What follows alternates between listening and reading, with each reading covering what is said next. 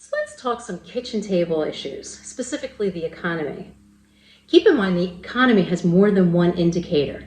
There's the stock market, the unemployment rate, interest rates, private sector wages, and of course the consumer price index, the CPI, which measures inflation. The stock market's doing great.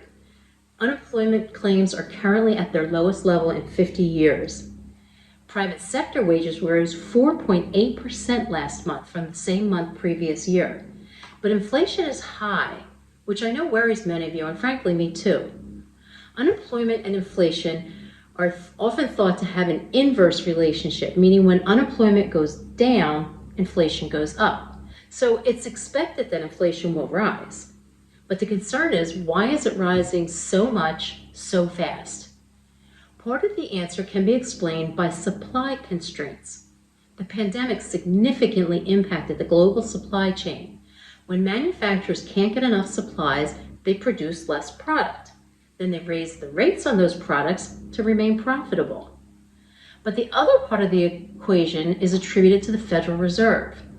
To fight recession, like we had a few years ago, the Fed cuts interest rates.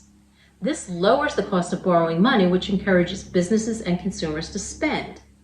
But when inflation starts to increase too quickly, the Fed usually increases interest rates to try to slow things down.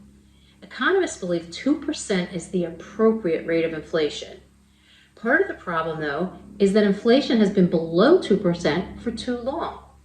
Many economists believe the Fed should have started raising interest rates once the massive $1.9 trillion American Rescue Stimulus was enacted in March of 2021.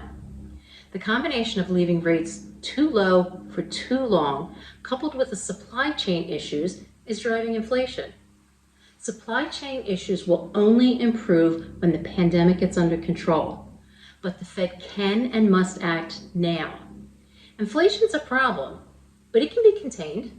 The rest of our economic indicators tell us our economy is booming.